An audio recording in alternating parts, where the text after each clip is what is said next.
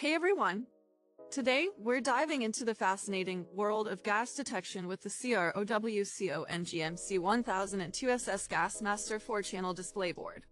Now you might be wondering what makes this device stand out in a market flooded with options. First off, it boasts 4 channels for real-time monitoring. But here's the kicker: what happens when one channel detects a gas leak? Does it trigger the others? And how does it prioritize which gas to alert you about first? Plus, with its sleek design, it's not just about function, it's about aesthetics too. But does a pretty gadget mean it's less rugged? Can it withstand harsh industrial environments? That's a hot debate among professionals. And speaking of trends, with the rise of smart technology, are we heading towards a future where gas detection is fully automated?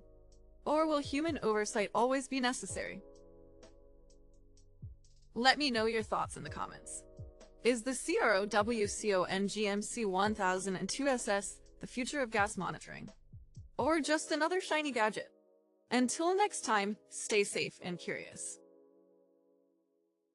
Thank you. Visit again.